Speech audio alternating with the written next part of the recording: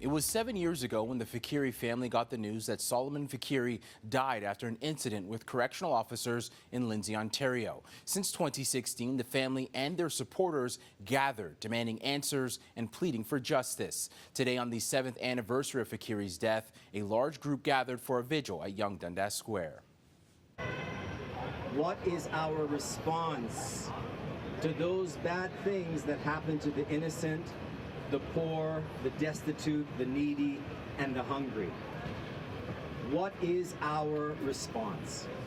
Dozens of community members, faith leaders, and politicians were on hand to join the Faqiri family on the somber and emotional 7th anniversary of his death. Tonight is a moment, it's a different vigil this evening in the sense that, you know, for the last 7 years we've been fighting for the very things that we've achieved this week, part of it, in the sense of getting to the truth.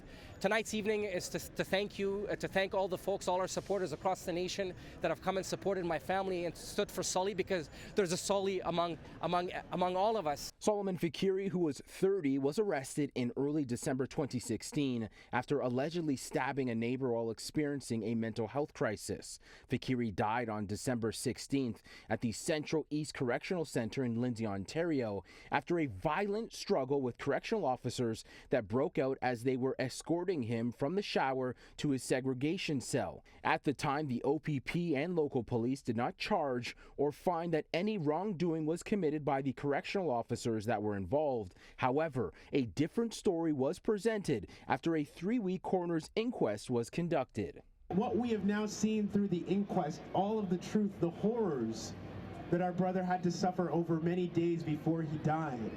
The police are essentially telling us that those things were all okay. The crowd, including Faqiri's mother and brother, were emotional as the inquest was discussed during the vigil.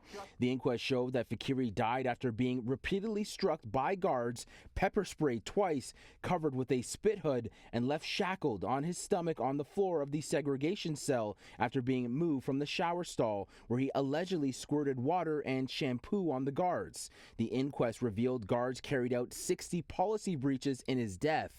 Jurors deemed the incident a homicide. It was relief.